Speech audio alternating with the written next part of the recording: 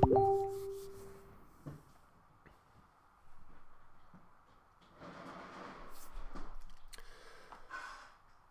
fellow druids. Welcome to Full Circle. In this episode, I'm going to talk about a tournament I went to over the weekend, as of the time of this recording anyway. This is April 2018. I went up to Milwaukee to Games Universe. Actually, it's Franklin technically, but we'll call it Milwaukee for people who don't live in this area. To Games Universe. Lovely store. I really enjoy going up there and play. It only takes me about an hour and a half to get up there, which is a reasonable drive. I mean, it could take me over an hour just to get into Chicago, so usually takes me about an hour and a half to get up there. Good drive. And I have not felt I haven't got a lot of like tournament practice in. I haven't gotten a lot of I haven't been to a lot of tournaments, so I went ahead and defaulted with the lists I've been playing, and I've been playing them now pardon me, for quite a while. Which is my Kruger 2 list. Pretty standard stuff: Megalith, Double Warden, Double Weird, Double Stones, all 5 Blackclad solos that you'd expect, Linus and Andrea, and the Fulcrum. And then I went with the Una 2 list that you are probably sick of hearing me talk about on this channel at this point. And, you know, that's with the six Griffins and a Gorax, the Double Wolf Riders, and some Tharn for support. And, what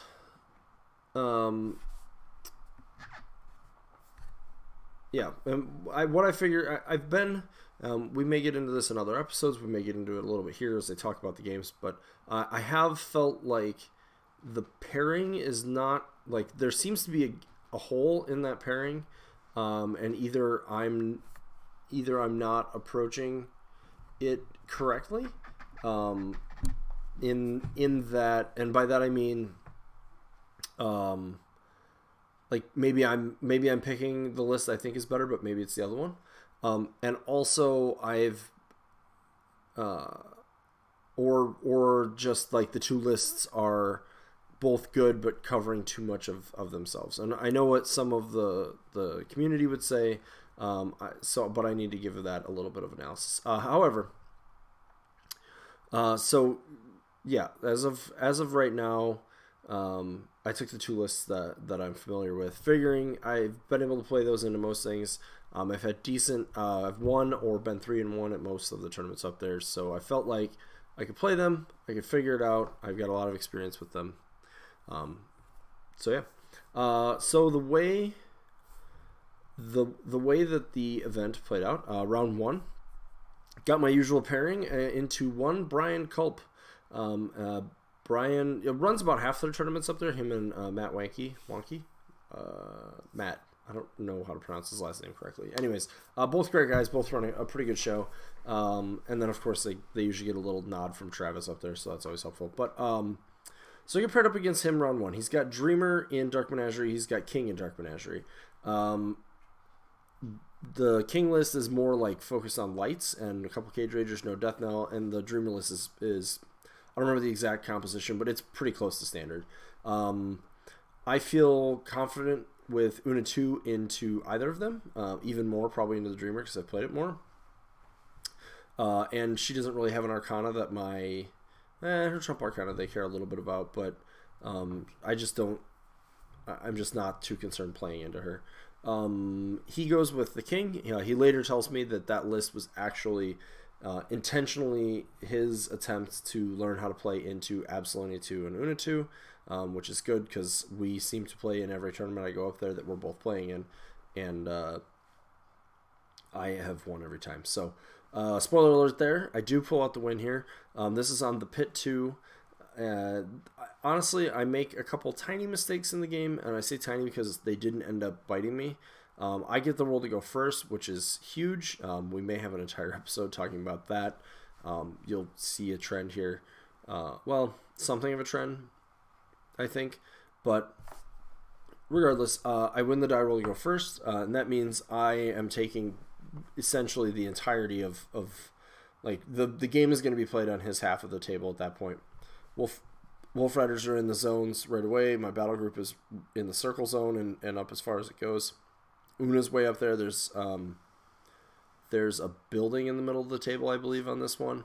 And, yeah, at that point, I'm flanking his Cloud Wall. He can make pretty hard. He spreads out with his Gorehounds, which is pretty typical since they have long leash. A lot of times they're sort of the flanking element of choice, which makes them pretty prime for my Wolf Riders. In turn 2, they kill both Gorehounds go down. I should have killed a Gremlin Swarm, but I screwed up my order of activations. Or I should have killed 2 Gremlin Swarms. I did kill 1. Let me think about this. I mostly don't do a whole lot. My battle group doesn't do a whole lot. The Wolf Riders do a little bit. They put some damage on some Cage Ragers. They kill off the Gorehounds, as mentioned. I put some damage on some things. Basically, as the game goes on, we're actually grinding. He misses a couple opportunities throughout the game to use his like free spell to try to arc into like an Ashes to Ashes into my Wolf Riders, which probably would have put I mean, he could have just outright killed them with some good dice rolls, or it would have put some damage on them, which would prime them for when he uses Arcana. I don't think I played, speaking of that, he used that on, I think, the following turn, and I don't believe I really played that, played into that very well. I should have, I think when that happened, I probably should have just stopped attacking with anything that could bounce the damage into my Wolf Riders, because if I could do it a couple times, he actually gets a lot of value, and I have to be killing stuff worth more than the Wolf Riders that he's killing back. I probably wasn't, so I probably needed to be a little bit more conservative there, especially if he remembers to cast the spells I mentioned. But I'm scoring on scenario. I'm able to use my feet, start taking out more targets, which ends up netting me 2 of the zones. I get the objective at some point in there. And at that point, later on, he actually just didn't contest the center and the left zone hard enough, and I need 2 points to win. So I'm able to Thunderbolt his one thing out of the zone and score on the other side. So full win. I would say it was a pretty close game. He was doing some good work in the Wolf Riders. I think I lost maybe 1 or 2 Griffins. I don't have the exact situation recalled. At the end of the game, the kill points were very, very close, within 10. So overall, good game. Round 2, something that has not yet happened up there and hasn't happened in a while because Circle is not right now everybody's most popular faction. Pardon. I get paired up against another Circle player. And they are bringing Morvana 2 in Devourer's Host, and that's got a lot of Ravagers, it's got Blood Trackers, Blood Weavers, Getterick, Scorex, Battle Group, and some support. I think he just had Shamans. He did not have White Mane, which I felt was a mistake, kind of, with that heavy of a dedication to the Ravagers. Getting that +1 mat is actually really good. He had Death Wolves. Yeah, of course he had Death Wolves. And his other list is Bradigus. I don't remember the exact composition, but pretty standard stuff. Some number of, a couple heavies, a few watchers, a few whites, and the support pieces. Looking at it, I feel like theoretically I can play either list. I feel like Una is significantly better into Bradius, though. My threat ranges, because of the Wolf Riders, end up being more comparable, and the amount of damage cracking that I have is much better. Because of the ARM 21 Watchers, it's easily possible, even with Earth's power, that like a Warden is going to choke on getting there, and my shots aren't really going to do enough into that. It's going to take me a lot of work to kill things.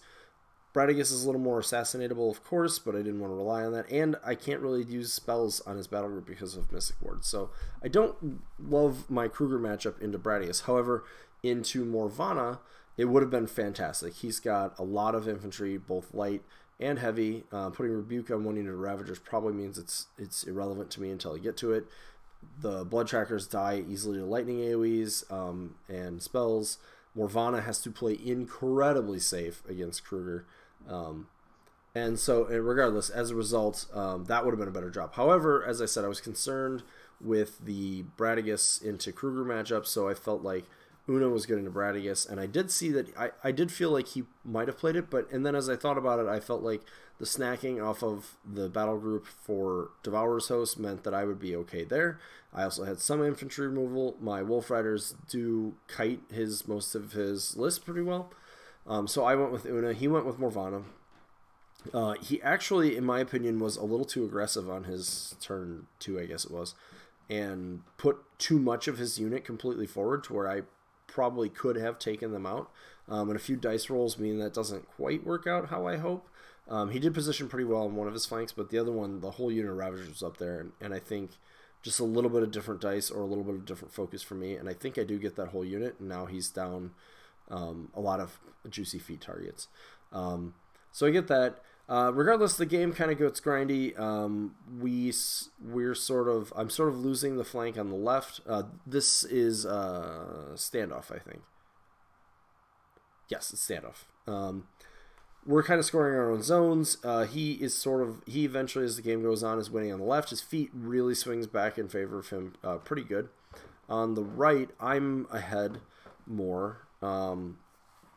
And the way it plays out, he basically gives me Getorix, and I think that's almost always going to happen. I feat to make sure it does.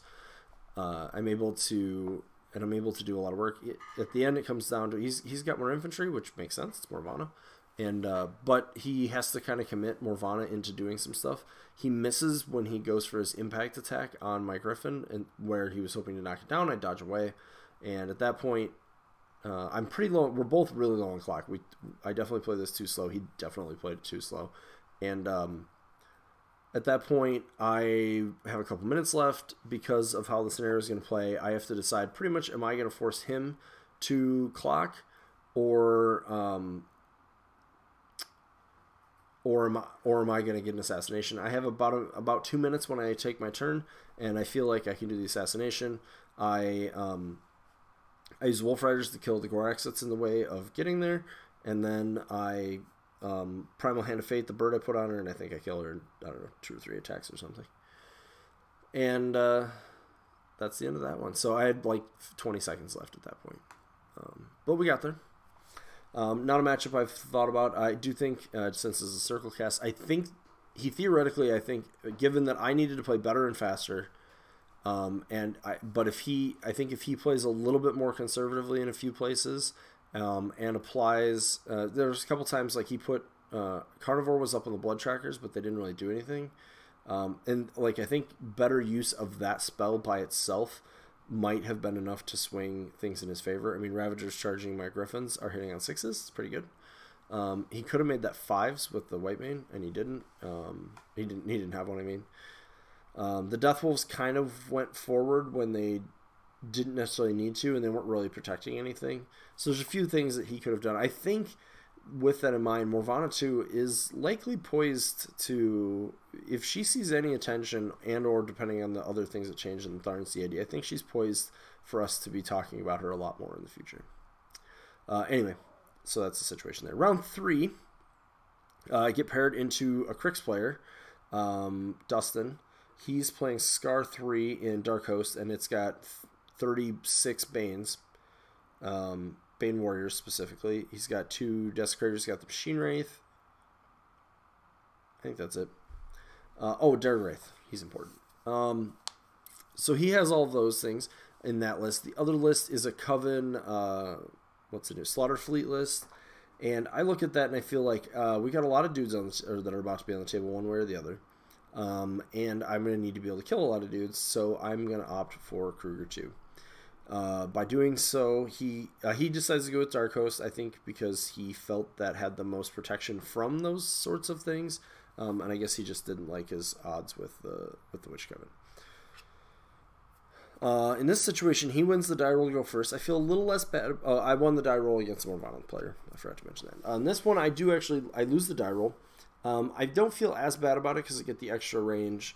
His speed is okay with dash and Derg Wraith, but and he's still pretty far across the table, so I didn't really love it. But I felt like because it's Kruger, and I'm going to get the first opportunity potentially to score. We're an out flank or out, whatever the circles is. But he's trying to apply deceleration, the Wraith Engine buff, and basically anything else that he can to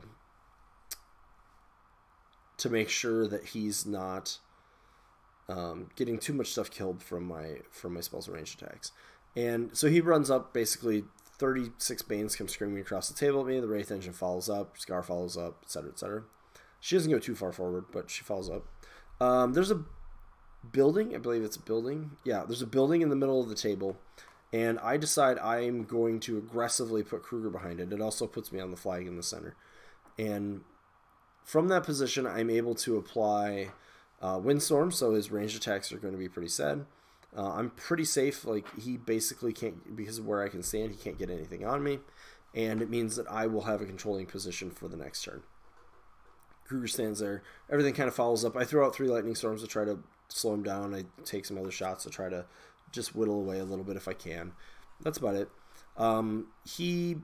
Because of that, I got a little far forward, so one of my wardens did take a couple charges, and I needed to use a stone to put a storm in the right place, so one of the units' shifting stone is going to be broken.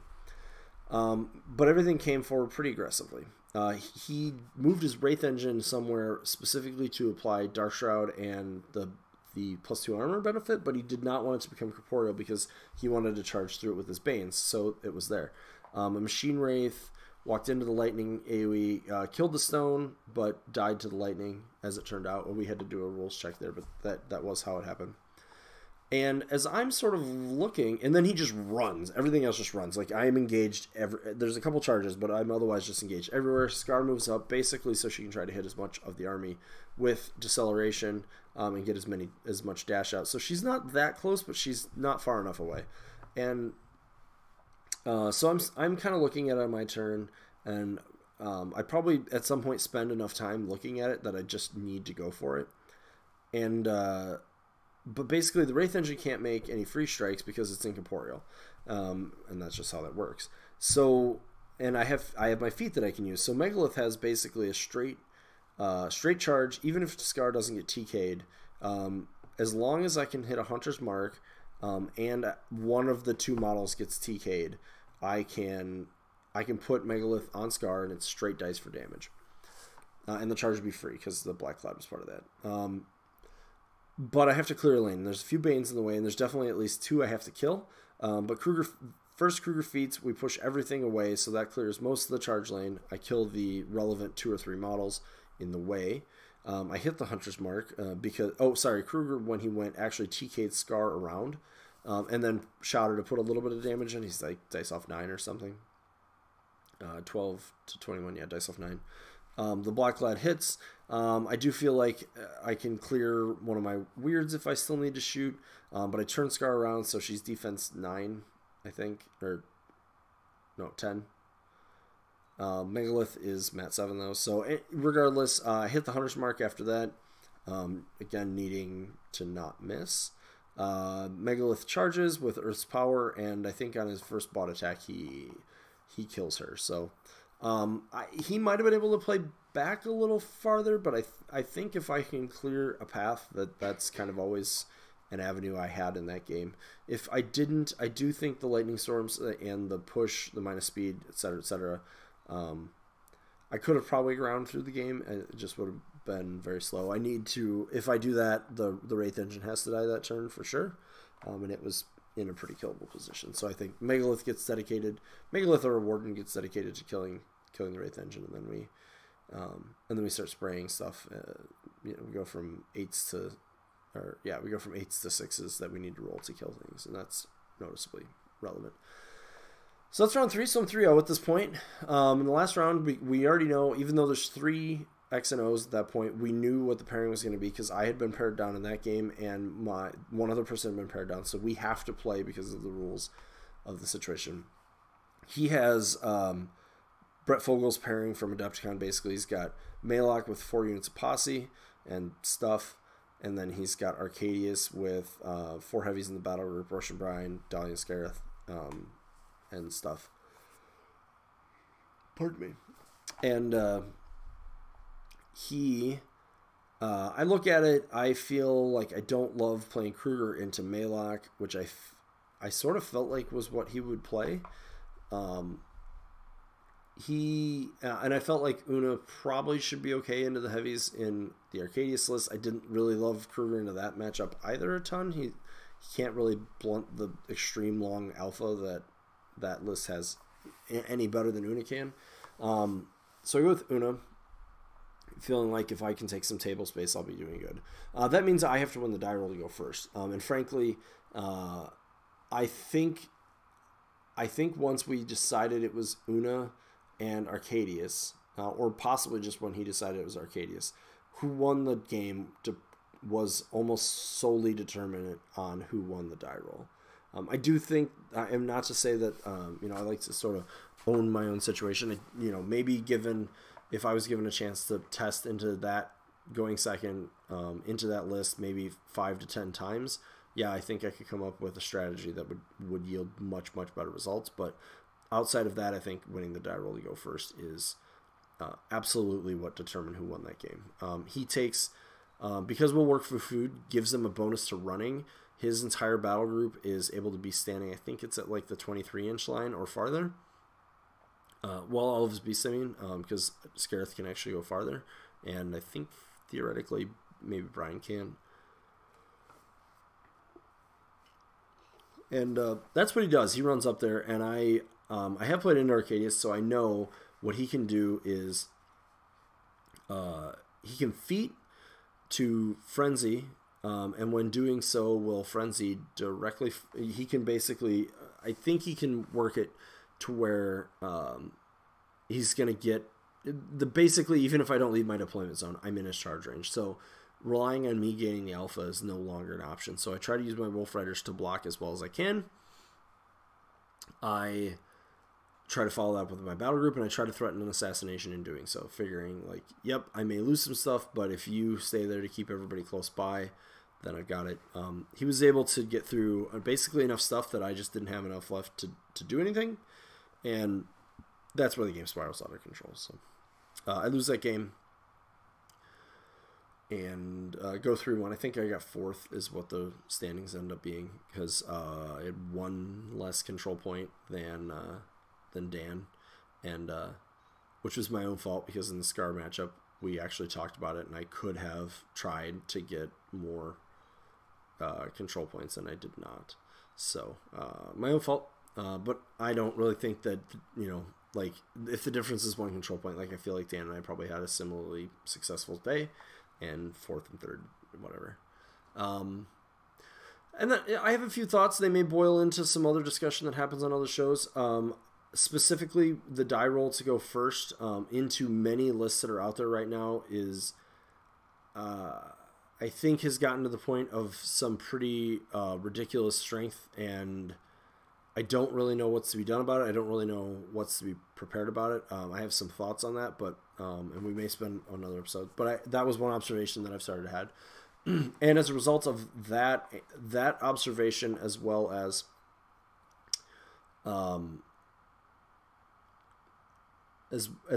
some of the lists that I'm having trouble with. I do really like how the Una list plays. I do really like how the Kruger list plays. And I think the two of them may just be overlapping enough that they're not totally pairing well with each other. At least as some of the game has shifted, right? Like, Kruger's no longer just my, like, default Crix drop now that there's Slayers and now that there's some other things in Crix. Kador is still kind of a problem. If I see Harkovich, I can assassinate him with Kruger probably, but Karchev, that's not really happening. This Arcadius, like, Una is very strong, but realistically, if there's something where she's giving up, she has to give up too much of an alpha or too much in the scenario, I think she may be problematic there too. So this may be some of where my thoughts are being spent in the next few weeks to see what comes out of that. But as mentioned, really good tournament. Thanks to the guys who ran it. Thanks to all my opponents. They were all, as always. I mean, not really anybody new who I haven't met going up there. I've gone up enough. So it was a good tournament. I was glad I went. And, there's another one in a couple weeks, so we'll be able to report on that. And there's going to be some more thoughts on things that come out of it. Anyways, as always, if you like what you hear, subscribe to the channel, share it on social media. Feel free to hit up the Discord, Twitter, Facebook. There's some links in the show notes. And we'll see you next time.